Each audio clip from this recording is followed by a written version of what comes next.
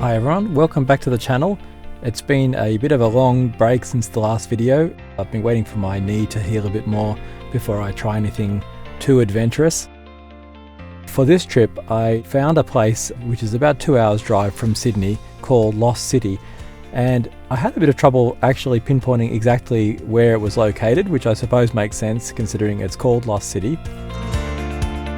Looking on Gaia GPS, it comes up with two different locations, and looking at the New South Wales topography map, it also has a third location that comes up. So rather than spend too much more time researching it on the internet, I thought I would go out and research it in person.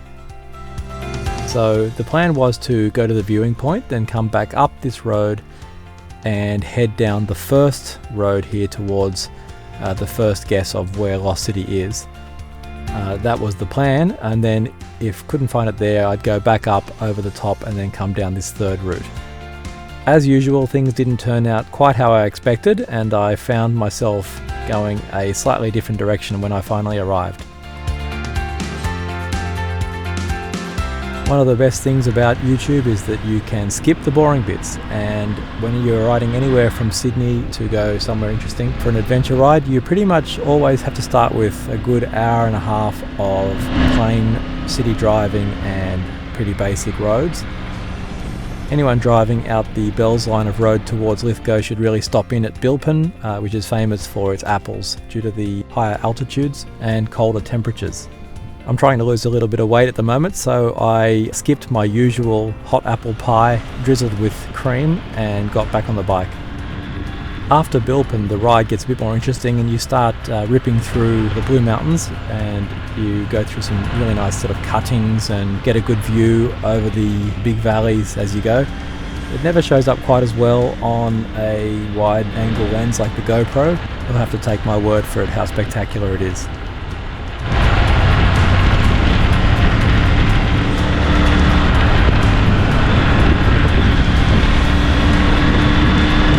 One of the things I like most about adventure riding is meeting other people and sort of helping people when they're in difficult situations. Excuse me, mate. Yeah. This is a very weird request. Yeah. By any chance, would you have Allen keys? Luckily, the Triumph toolkit had exactly the right sized Allen key so that he could get access to his wheel hub. Cool. Thanks for that, mate. No worries. Really appreciate it. Oh, all good, mate.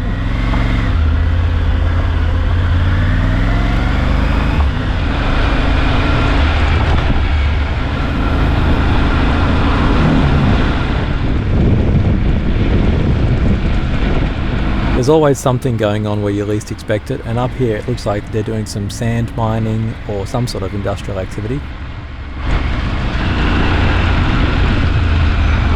Getting past this and into the deeper wilderness, you really get this sense of openness, and you can feel that you're on a plateau because the horizon is very low in all directions, and you get this amazing sense of space.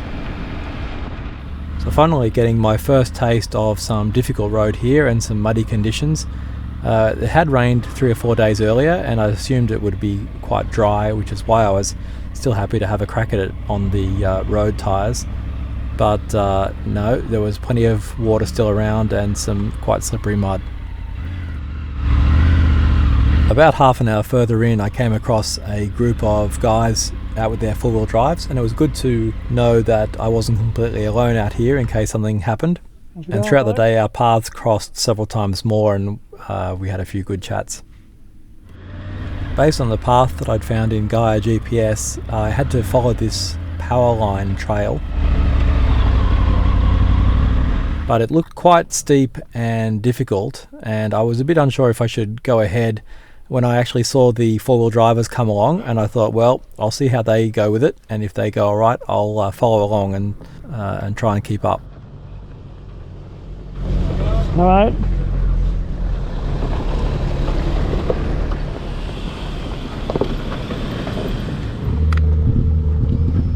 It's funny how being off the rough stuff for just a couple of months really reduces your confidence level, and I found myself actually nervous as I was sliding down this hill, and it wasn't until several hours into the day that I started to find my feet again.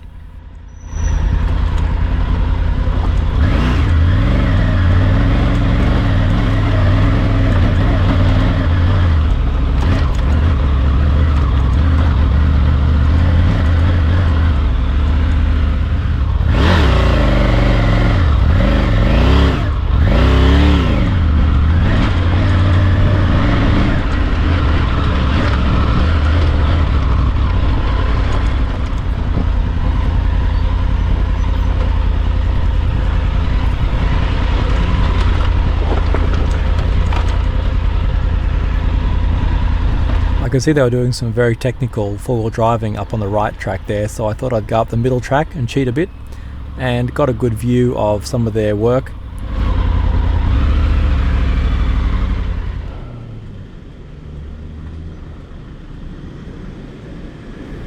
They were a very well organised group and had people out spotting. All the vehicles were well equipped for the terrain, and you've got to love the look of the old Defenders. I left them to it and carried on, but I hadn't gone much further when I realised that the path ahead was going to be extremely difficult, and I didn't really fancy taking it on the road tyres with my knees still not fully recovered. So I had a look at the map and I could see a way around that, so I thought, well, discretion is the better part of valour. I'll go around the easier track.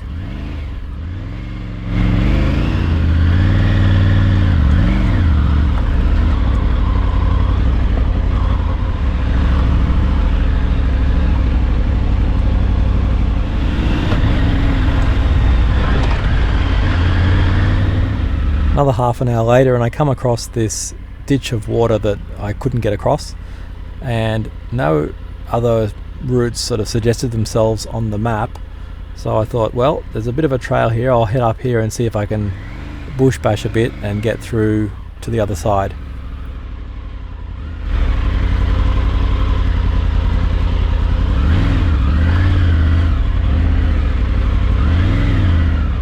I never mind changing my mind on these adventure rides.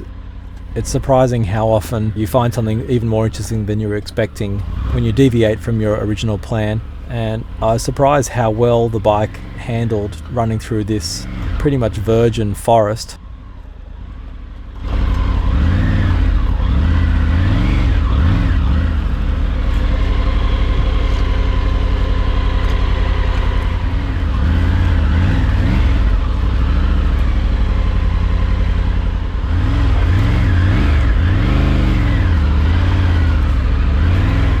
And I remember thinking that a lot of this you really couldn't do in any kind of four-wheel drive just because there's not enough room between the trees to squeeze through.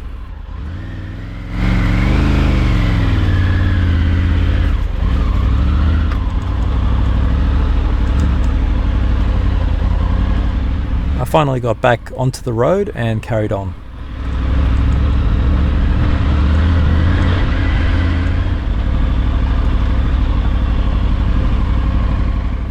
I got myself good and stuck here. I dropped the front wheel into a very steep washout and couldn't pull the bike back out of the washout or get enough power, or traction I should say, on the rear wheel to push the front wheel up and out of the washout.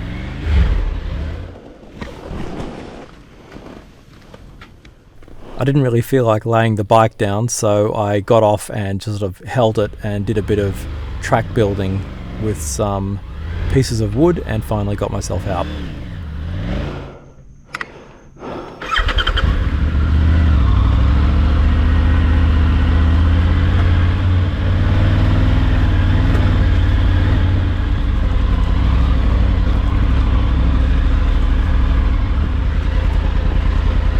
I've been having so much fun riding that it was only now that I checked the map again and realised that I'd come down the furthest Lock City potential location.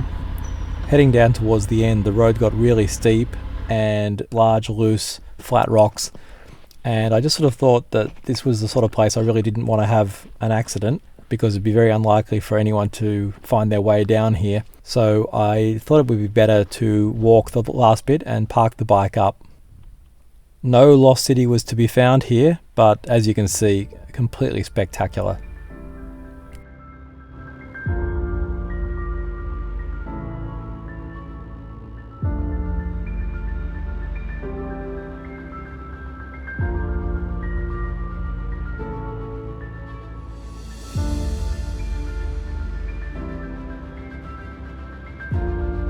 Once I'd stopped for a break, I headed back up the road again, and the plan was to get back to the top, turn right, and then run down that middle path.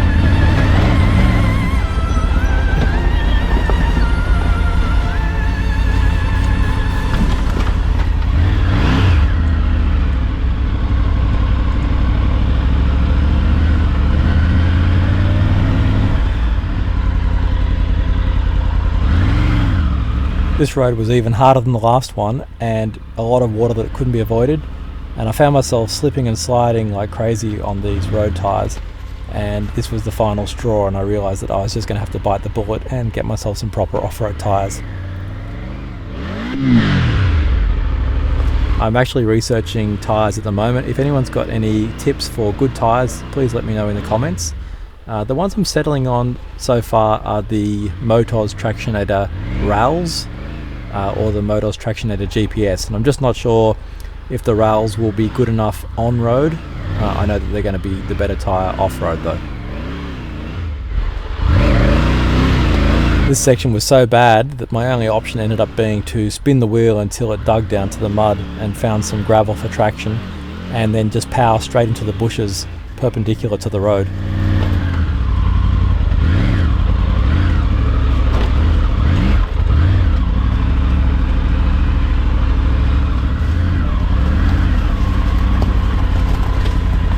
Knocked a mirror around on one of these trees and had to stop for a bit of roadside maintenance.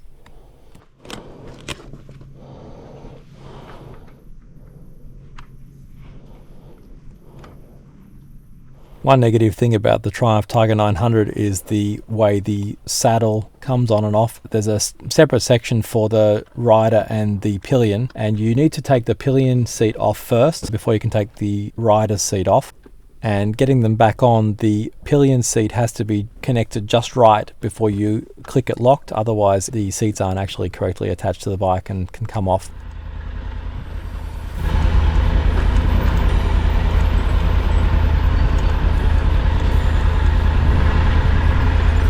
The road just kept getting worse and worse, and was actually to the point where it was pretty sketchy, and if I'd seen this earlier in the day I would probably have just turned back, but having been riding for 3 or 4 hours I was a bit more in the zone and thought I'd give it a go, and so just kept heading further and further down, trying to find the second location for the lost city.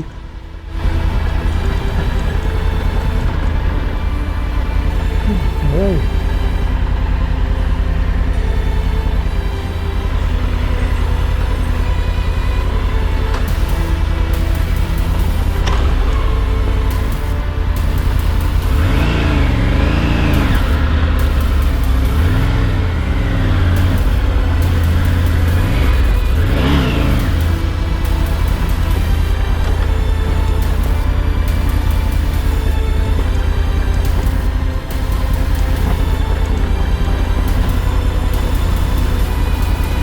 Well, the inevitable happened, and I finally got to a part of the road where I really just couldn't go on any further. I had a look at the map, and it looked like I was still 500 or 600 meters short of the lost city destination. So I thought I wouldn't walk down that far. I'd already been riding for 3 or 4 hours off-road, as well as the 2 hours to get out here, and I just didn't have the energy to walk down and back. I decided to save it for another day when I had some better tyres and a bit better gear. But the last bit of excitement wasn't over for the day.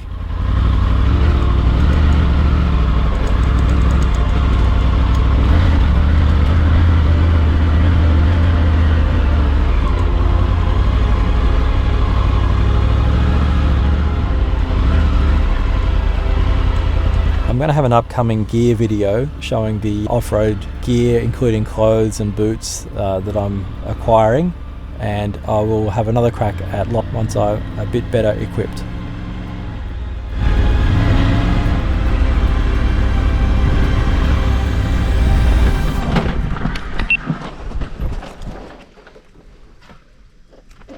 An eastern brown snake. The eastern brown snake is the second deadliest snake in the world and is responsible for most of the snake bite fatalities in Australia. I was wearing boots and heavy riding jeans, but I still didn't fancy taking my chances with a snake bite, so I stopped and just stayed very still and got some pretty good video footage of the guy.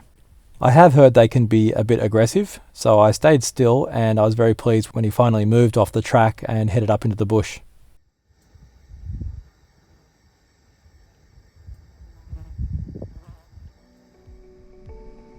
Well, that about wraps it up for this video, so I hope you enjoyed it. I know I'm looking forward to coming back out and trying to find the lost city with some better gear.